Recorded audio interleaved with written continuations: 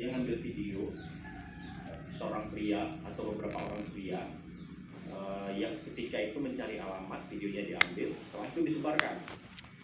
Video tersebut disebarkan lewat WhatsApp, diedarkan dari WhatsApp group ke WhatsApp group, sehingga wajahnya itu teridentifikasi. Nah, dibikinlah narasi oleh yang penyebar pertama, bahwasanya pria ini akan melakukan penculikan.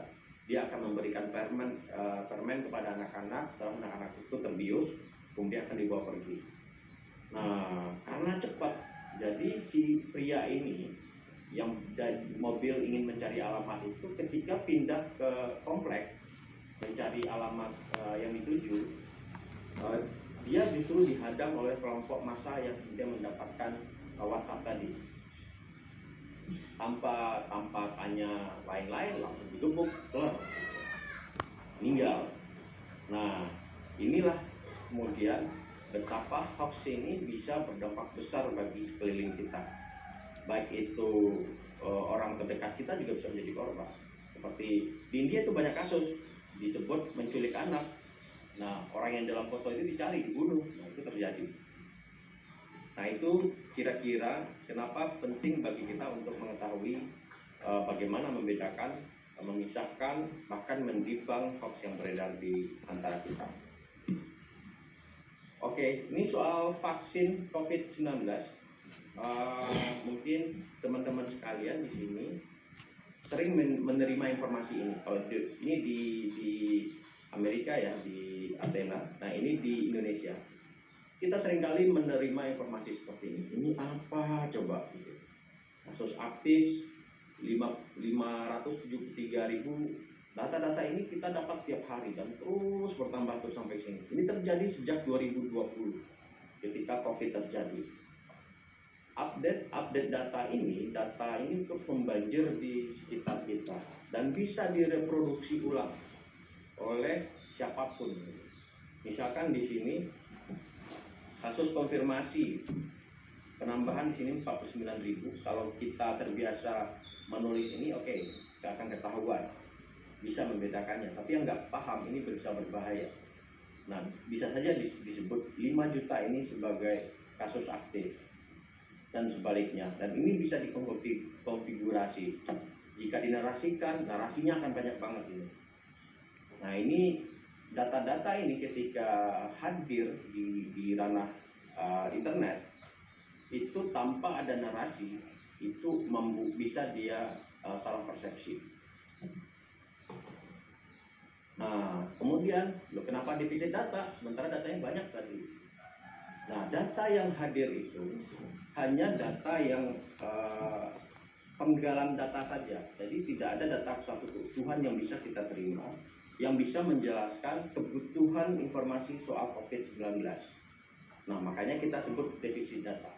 Di awal-awal kita tahu belum ada yang paham apa sih gejala COVID gitu. Apakah batuk itu gejala COVID? Ada yang di waktu itu bilang ya, ada juga yang bilang tidak harus batuk, tidak harus flu. Tetapi demam aja bisa gejala COVID, ada banyak. Kenapa? Dia baru, informasi yang baru yang membuat kita tidak ada yang paham. Ini karakter defisit data itu muncul seperti itu. Karena dia baru, belum banyak dibicarakan, dan siapapun berpendapat itu akan menjadi sebuah perbincangan, diskursus. Nah, setelah itu ketika publik ingin bertanya, tidak ada jawaban yang sahih, gitu ya. Tidak ada jawaban yang sahih, yang terverifikasi. Semua jawaban justru menambah kebingungan. Makanya waktu itu kita tahu lahirlah profesor di awal-awal COVID ya, ada profesor yang mengaku ahli COVID menemukan herbal COVID. Nah, kemudian diamplifikasi oleh YouTuber waktu itu Anji gitu ya, penyanyi yang sekarang masuk penjara gara-gara narkoba. Diamplifikasi oleh YouTuber. Lebih parah lagi, diberitakan oleh media mainstream. Nah, itu sangat-sangat parah juga itu. Nah, begitu juga ketika ada siapa itu yang bantuan 3 triliun, yang tahu nggak yang di Lampung, di Palembang, memberikan bantuan COVID untuk penanganan COVID 3 triliun. Siapa? Di video. Akiditio ya Mas ya. Bantuan 3 triliun.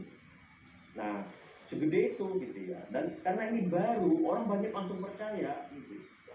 Nah, tanpa kemudian ada penjelasan yang sahih, yang kredibel, dan semua penjelasan yang membingungkan. Nah, disitulah kemudian lahirlah defisit itu bermunculan. Nah, parahnya lagi, para aktor yang sengaja menghembuskan itu mengamplifikasinya dan misleading terkait Akiditio, termasuk Profesor Hadi Pranoto yang mengaku menemukan herbal COVID itu langsung disebarkan oleh orang-orang yang percaya teori konspirasi. Aktor-aktor jahat untuk menyebarkan informasi salah itu berkembang semakin luas. Nah, ini kemudian semakin besar, semakin luas jika seorang Instagramable, YouTuber, ataupun aktivis ya apa namanya, seleb tweet gitu kan, menghembuskannya dan menyebutkan itu seolah-olah benar. Nah, inilah yang memperparah fakta informasi dan informasi yang ada di internet itu semakin nggak karuan. Yang terjadi adalah ini yang dimaksud dengan defisit data. Jadi informasi yang berputar di internet itu terkait informasi virus itu informasi salah semua atau misleading kebanyakan, tidak semua ya, kebanyakan itu misleading, misinformasi atau disinformasi. Nah, inilah yang disebut dengan defisit data. Tanpa ada data pembanding yang kredibel, yang sahih. Nah, ini yang dimaksud defisit data yang menjadi tantangan dari para pengecek fakta di dunia. Nah, sekarang kenapa sih defisit data itu dieksploitasi? Kalau dia berbahasa Inggris diterjemahkan, kalau dia berbahasa Arab juga diterjemahkan, dipakai bahasa Indonesia, dikasih bumbu, dimodifikasi, dan lain-lain. Dan platformnya pun dibikin-bikin, ada yang bikin di Twitter, di Instagram, terakhir di TikTok. Dia semakin berkembang, dan inilah yang terjadi. Misalkan konten soal herbal COVID, obat COVID yang ditemukan Hadi Pranoto. Setelah narasi beritanya dibikin juga semacam trailernya di YouTube ataupun di mana. Nah, ini membuat defisit data itu semakin parah. Dan kenapa ini dieksploitasi? Tentu ada motif dari orang yang membuat itu. Nah, motifnya ada banyak sebenarnya. Ada yang motif ekonomi, ada yang motif ingin populer, ada yang motif politik, ada yang motif ideologi, yang percaya teori konspirasi. Nah, ada yang percaya teori konspirasi bahwasanya COVID ini bikinan barat aja gitu. Ya, akhirnya dia akan mudah termakan Hadi Pranoto yang menemukan obat herbal COVID. Nah, cara mengetahuinya itu adalah pertama dia baru atau sebelumnya tidak diketahui, seperti obat COVID tadi. Kemudian secara teknis itu rumit. Di awal-awal kita akan rumit, coronavirus itu apa, COVID-19 ini apa, kenapa kemudian flu aja bisa separah itu, karena baru dan kadang rumit menjelaskannya. Kemudian selaras dengan narasi yang sudah ada sebelumnya. Ini misalkan kita tahu Indonesia nggak boleh percaya dengan Barat karena ini adalah informasi yang dihembuskan oleh Barat. Kedua, adanya narasi anti Cina waktu itu. Wah, ini virus dari Cina, ini Cina sengaja menyerang kita. Itu bohong belaka. Nah, itu yang kemudian mereka memproduksi konten yang justru misinformasi. Kemudian signifikan secara politik. Nah, jika dia melawan narasi, misalkan kayak vaksin gitu, melawan narasi vaksin, dia merasa akan mendapatkan massa yang mendukung melawan pemerintah gitu ya. Oke deh, saya hembuskan anti vaksin karena nanti ini bisa membantu mendapatkan massa melawan pemerintah atau mendapatkan dukungan politik. kemudian bermuatan emosional.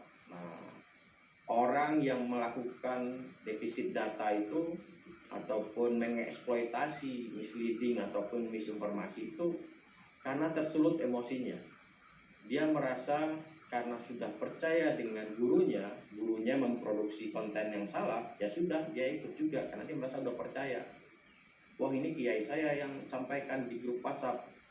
Oh, oke deh, saya retweet juga dong, saya sampaikan juga ke orang lain. Ya udah, dia penularan ataupun penyebaran hoax ini seperti penyebaran virus juga aja. Sorry ya, ini memang di awal-awal kita lebih banyak melakukan penjelasan karena di tengah nanti kita lebih banyak menggunakan code. Kemudian supply yang berlebihan. Ini tadi kita bahas cerita informasi yang beredar yang terlalu banyak itu adalah informasi salah, misleading dan lain-lain. Nah, ketika jumlah informasi yang banyak menyebabkan kebingungan dan menghindari berita. Nah, ini yang terjadi. Orang akhirnya malas lihat televisi, lihat baca koran, baca apapun gitu ya. Karena merasa terlalu banyak informasi yang menyebabkan dia bingung. Wah, ini kemarin seperti ini bilangnya, sekarang begini. Kemarin boleh naik pesawat, sekarang nggak boleh. Nah, akhirnya dia apatis dan abai terhadap informasi yang diperoleh. Akhirnya dia menjadi tidak percaya lagi terhadap media-media. Nah, ini yang terjadi jika kemudian hoax itu terlalu banyak tanpa ada narasi yang mengimbanginya. Nah, sekarang bagaimana mengimbanginya? Itulah yang menjadi pekerjaan kita semua sebagai jurnalis, sebagai warga negara yang harus memberikan informasi yang benar kepada orang lain. Nah, dalam teori yang berkembang dalam cek fakta itu ada namanya backfire effect. Nah, backfire effect itu kira-kira adalah terlalu banyak informasi yang membebaninya hingga dia menjadi cara pandangnya bias dan dia merasa itu sudah benar gitu. Informasi yang salah yang berkembang itu menjadi benar gitu. Dan dia merasa misalkan obat herbal yang berkembang yang ditemukan oleh Hadi Pranoto terlalu banyak yang memberitakan. Ya akhirnya ya udah dia percaya itu gitu. Dan pernah ada satu tokoh di Uni Soviet Hitler waktu itu kalau nggak salah, tokoh Nazi, informasi yang salah yang terus dihembuskan itu akan menjadi sebuah kebenaran. Nah, dalam sekarang ya ada backfire effect yang kemudian kita temukan juga. Terlalu banyak orang yang ngomong, akhirnya masyarakat itu sudah tidak bisa menerima sebuah kebenaran, dia sudah menerima informasi yang salah tadi.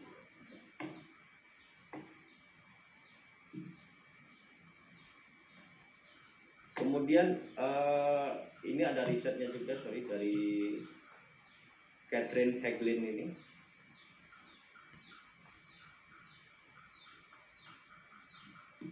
Kemudian bagaimana menghindari menguatnya misinformasi. Nah, kita ada sebuah contoh kasus Save the Children, tagarnya berkembang di internet. Tagar ini membajak sebuah tagar dari sebuah organisasi atau NGO global namanya Save the Children juga. Tadi itu nama organisasinya. Di Indonesia mereka juga ada. Kerja mereka melakukan perlindungan, memberikan perlindungan dan pendampingan terhadap anak-anak korban bencana, konflik dan lain-lain. Namun karena tagar ini dibajak oleh orang-orang yang menceritakan tentang anak-anak yang diculik, akhirnya tagar Save the Children ini berganti substansi. substansi awal itu adalah program charity ataupun kemanusiaan yang dilakukan oleh sebuah organisasi yang berada di internet. Tagarnya itu berkembang untuk itu. Kemudian berganti dengan tagar yang tujuannya adalah untuk melindungi anak-anak dari penculikan. Nah, penculikan, isu-isu seksual, eksploitasi seksual terhadap anak dan lain-lain. Ini dibajak. Di Indonesia juga banyak sih kasus seperti ini ketika perang tagar terjadi, saling dompleng tagar yang terjadi. Tetapi ketika tagar ini penting menjadi bahan kajian kita karena tagar ini sebelumnya sudah trending, tetapi dengan tujuan yang lain, bukan untuk isu penculikan anak, tetapi dihembuskan dengan isu penculikan anak. Dan yang terjadi adalah yang seperti kasus di India itu. Tagar itu naik, dibikinlah video orang yang lagi cari alamat, dibilang dia adalah penjahat yang akan menculik anak, sehingga penjahat itu ditangkap.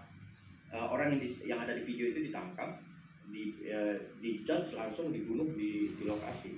Nah, itu kemudian dampak buruk terjadi dari isu ini.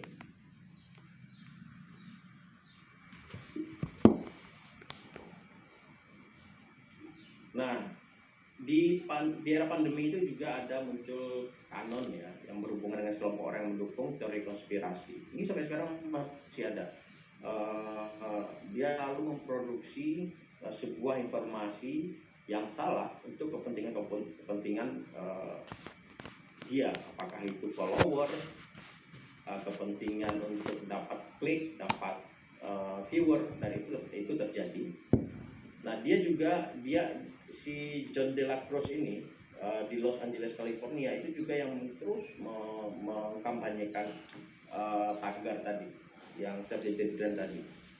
Jadi dia seolah melindungi anak dari perdagangan, dan publik emosinya langsung tersentuh. Kenapa? Ini bicara soal anak gitu ya. Apalagi dia juga punya anak, dia punya ponakan, dia punya cucu, langsung tersulit emosinya. Makanya ketika postingan seperti ini terjadi, hati-hati, ada penculikan anak beredar, dikasih video gitu. Videonya belum tentu benar gitu. Kemudian dikasihlah tagar Save the Children gitu, dan lain-lain. Nah, berkembang, sementara orang yang di video itu sudah dicari orang gitu, dicari orang di kampung-kampung gitu.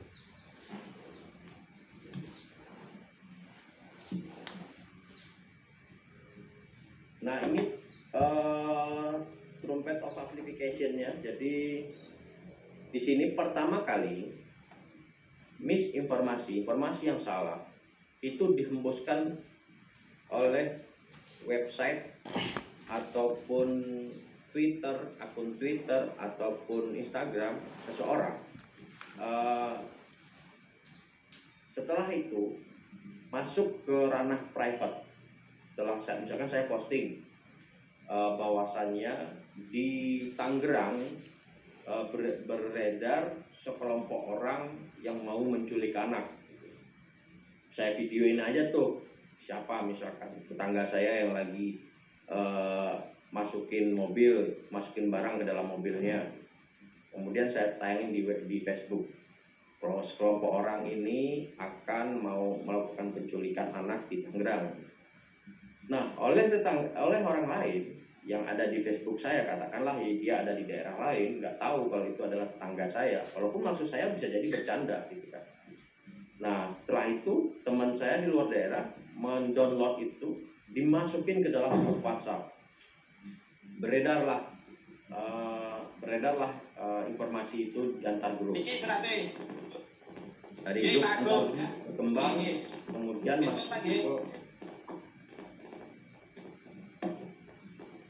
masuk ke komunitas-komunitas, termasuk komunitas orang tua. Aduh, asem. Sebentar ya, ini ada bocor.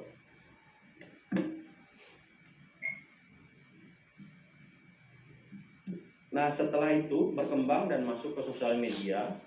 Video saya tadi masuk ke sosial media, di Twitter, Instagram, dan lain-lain, ditambahlah narasinya bahwasannya akan ada penculikan oleh seseorang, sekelompok orang di wilayah tertentu.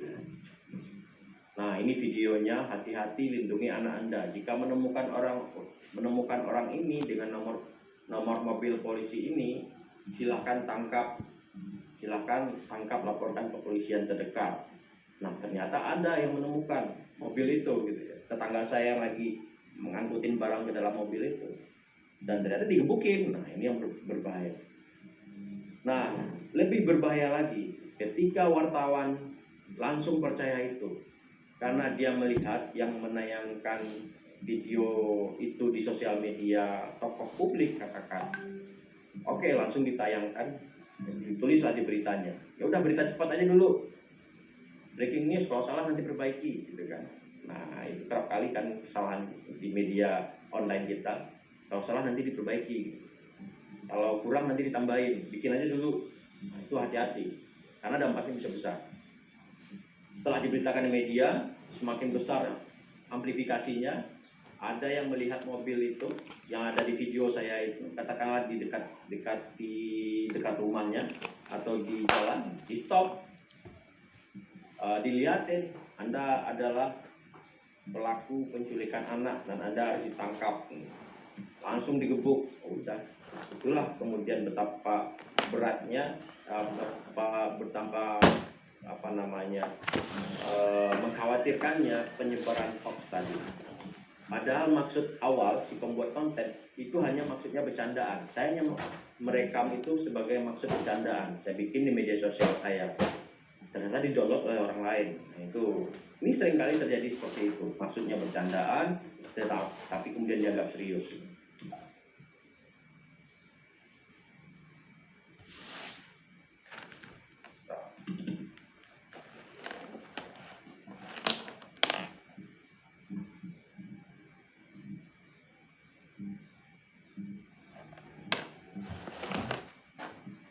Oke. Nah, ini kemudian informasi itu diulang dalam pemberitaan media, nggak ada konteks, karena maksud tadi, ya udah beritain aja dulu, nanti kalau salah diralat, kalau kurang nanti ditambahin, tanpa kemudian mengidentifikasi kasusnya itu adalah benar terjadi atau tidak. Nah, ini seringkali media kita harus hati-hati. Jangan sampai ketika menerima informasi itu kita langsung anggap benar dan dinaikin dulu. Jangan melakukan itu. Apalagi jika kita bekerja di media online yang membutuhkan kecepatan. Nah, ini yang kanun tadi, yang soal sensitif dan tadi. Viral tetapi bukan dalam konteks perlindungan anak, tapi soal perlindungan anak dari aktivitas penculikan anak dan aktivitas eksploitasi anak. Sekarang kita melakukan apa untuk hoax tadi? Ada dua yang bisa kita lakukan, adalah pre-banking atau proaktif, preventif. Ada juga debunking atau melakukan membongkar informasi itu dan memberikan sanggahan. Nah, ini yang disebut debunking. Dua hal ini yang bisa kita lakukan sebagai jurnalis, sebagai media.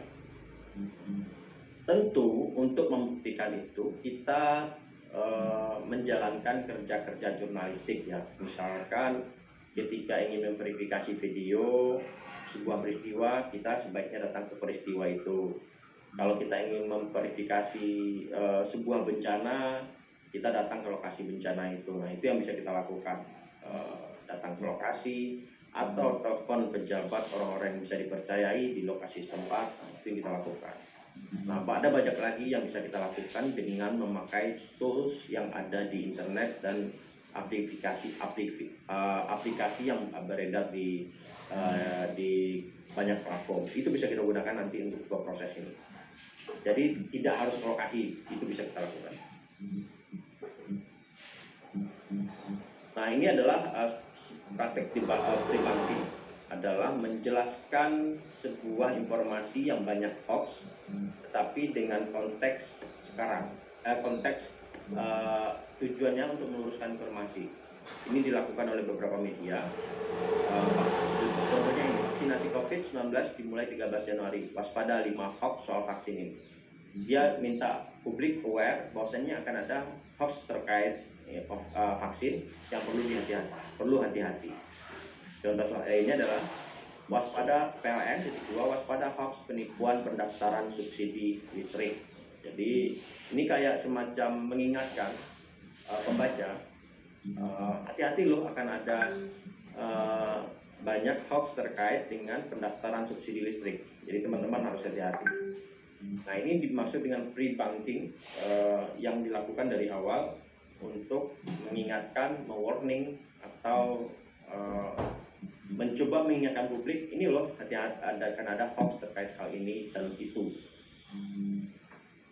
Nah, terus kenapa itu dilakukan? Karena produsen hoax, misinformasi dan disinformasi terus ada di sekitar kita. Walaupun hari ini kita di bank, kita bongkar, besok dia produksi lagi dan terus seperti itu. Nah, apa sih motif mereka? Itu nanti akan kita pelajari juga dalam tapi di sesi selanjutnya.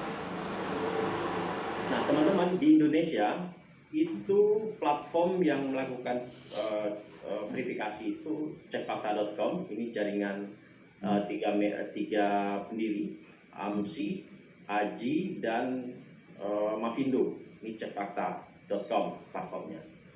Itu hasil cek faktanya itu bisa digunakan oleh media, bisa diambil oleh media asal menyebutkan hasil cek faktanya dari tim cek fakta ataupun tim dari Mavindo.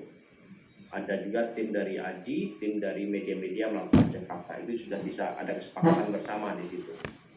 Kemudian ada tisek.ph ini di Filipina juga melakukan hal yang sama. Kemudian ada juga Komprofile ini ada di Brazil, ada 18 apa 24 media kalau nggak salah di Brazil yang juga sepakat membuat situs bersama untuk cek fakta di sana. Inilah kolaborasi yang dilakukan oleh media, masyarakat umum, aktivis melakukan cek fakta secara bersama-sama. Nah, di Indonesia sudah ada cek fakta dan silakan teman-teman bisa akses di cekfakta.com. Dan metode bagaimana mereka akan melakukan cek fakta ini yang kita pelajari hari ini. Silakan teman-teman, kita sebelum lanjut ke materi selanjutnya sambil minum kopi, silakan jika ada yang mau mengajukan pertanyaan atau mau berdiskusi atau mengajukan pendapat atau menyanggah, monggo.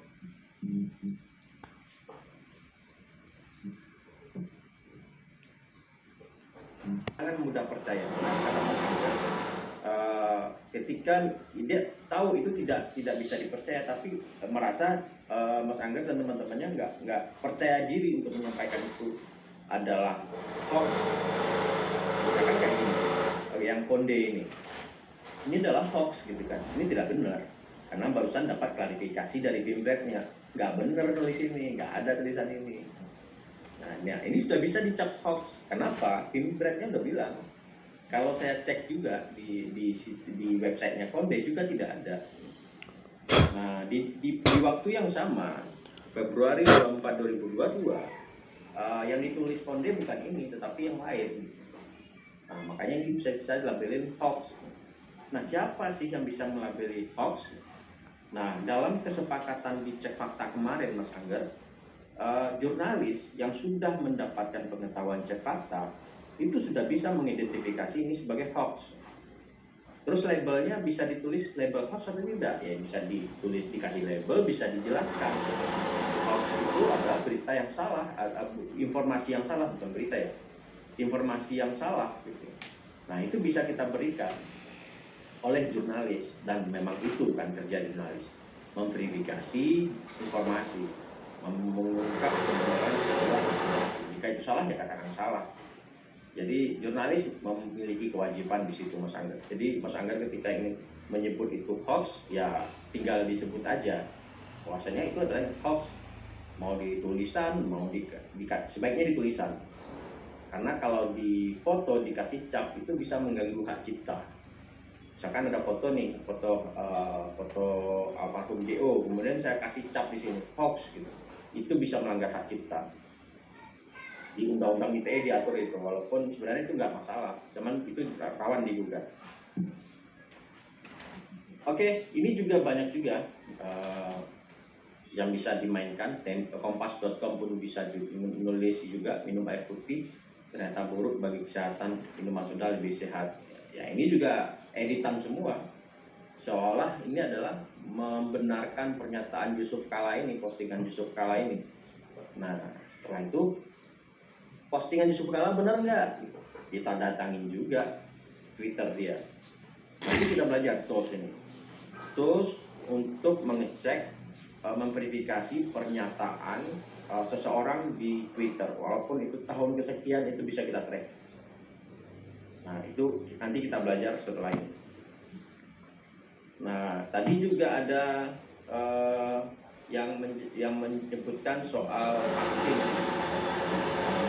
Tadi soal bagaimana orang tuanya kesulitan mendapatkan, meyakini dirinya harus vaksin.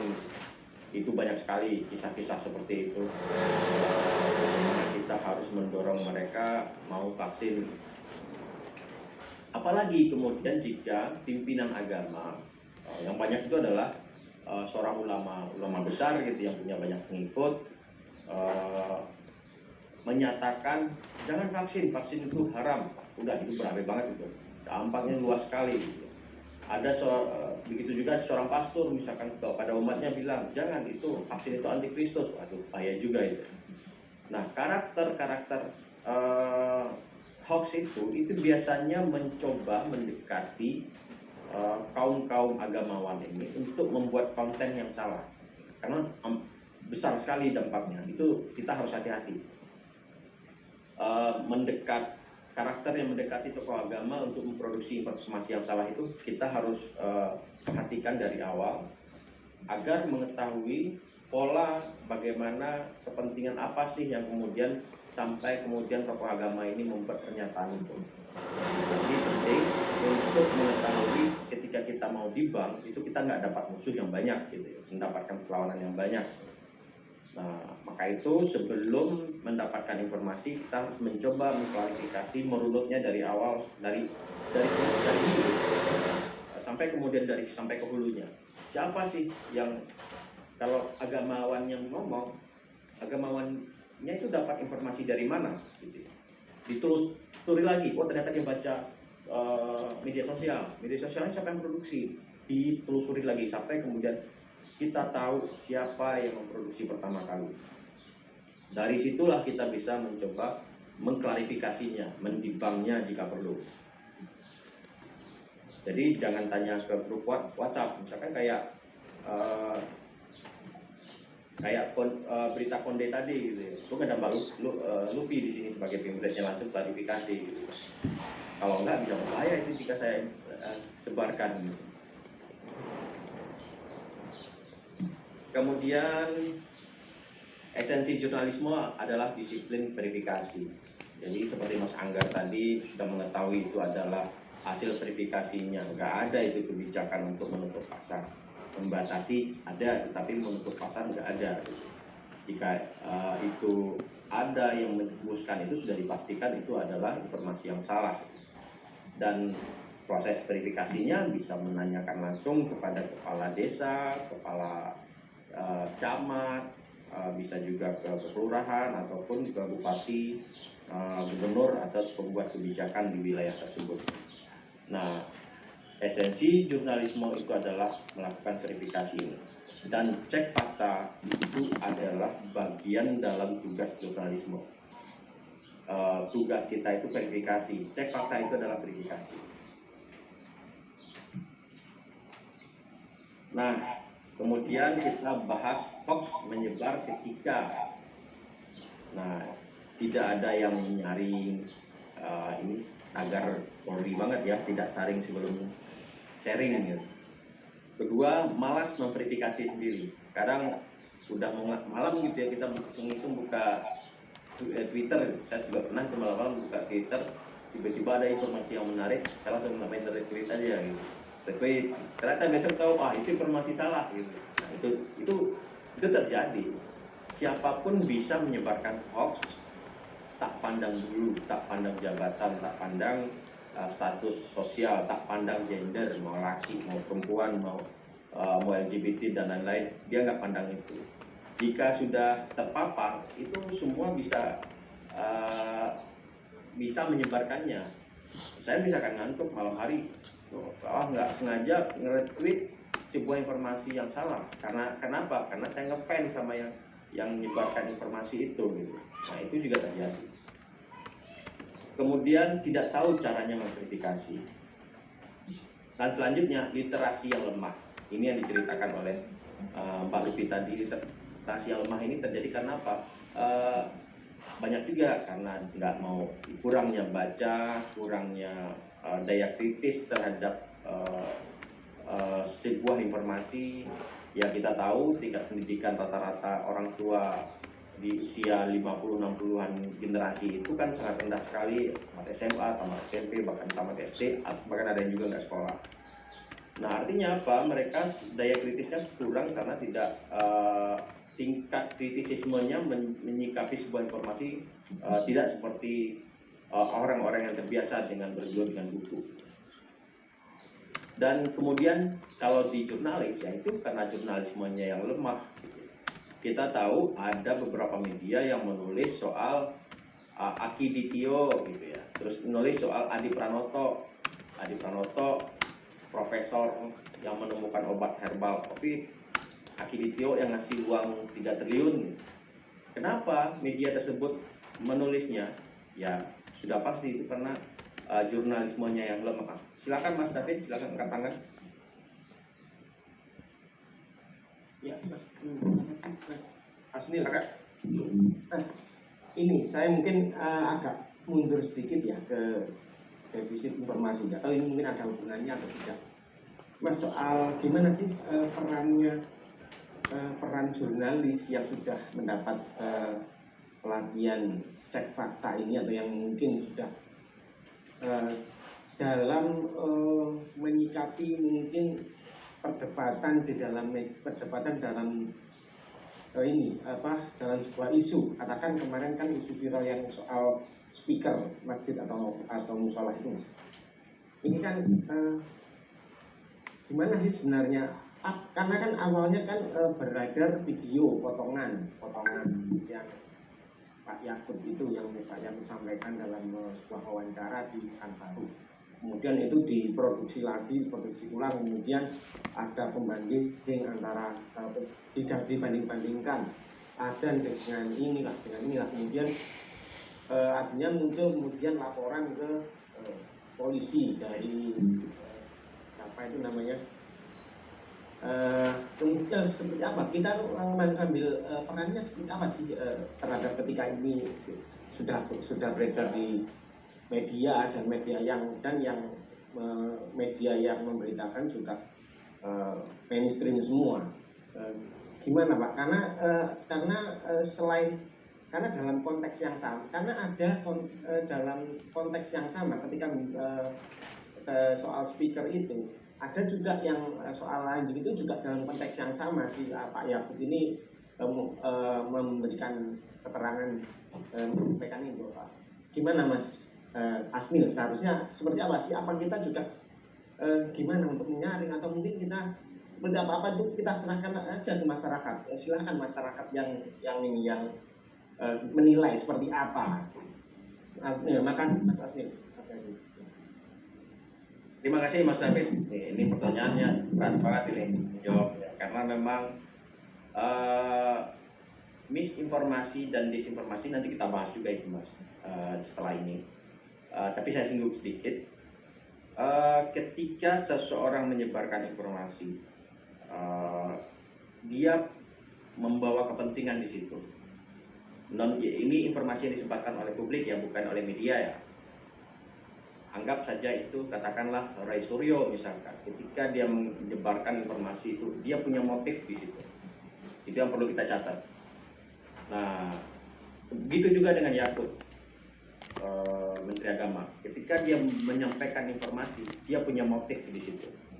Nah, motif inilah yang harus kita identifikasi terlebih dahulu agar mengetahui apa sih maksud dan keinginannya ketika menyampaikan pesan itu. Nah, kalau pesannya Yakut adalah bagaimana menyampaikan kepada publik bahwasanya penggunaan toa masjid harus diatur karena untuk menjaga keberagaman dan kenyamanan semua orang, tidak hanya satu umat saja. Tetapi dikritisi penggalannya tadi diambil oleh si tokoh tertentu, diberikan narasi yang berbeda. Maksudnya mencoba mengkritik si Yakut dengan coba mengarahkan persepsi publik Yakut ini telah menodai agama. Nah, konteks ini ada pada konteksnya si tokoh ini, Roy Suryo ini. Motifnya apa? Nah, motif si Roy Suryo harus kita bongkar juga. Roy Suryo adalah partai oposan gitu kan. Artinya ada motif politik di sini. Kedua, motif apa lagi? Ini perlu kita identifikasi. Jadi kita sebagai jurnalis ya harus mengidentifikasi sesuai fakta yang ada. Roy memotong video itu, ya gitu kan. Dia tidak memberikan informasi yang holistik sebenarnya apa yang disampaikan Yakut tadi gitu ya. Ada konteks dari pernyataan itu yang akhirnya hilang gitu ya. Kita harus dijelaskan juga. Nah, dalam konteks jurnalistik kita mau dalam tahap apa? Nah, ini tergantung dari medianya sih Mas. Mazhab medianya mau mazhab clickbait gitu ya. Sudah ini digoreng habis-habisan untuk mencari klik.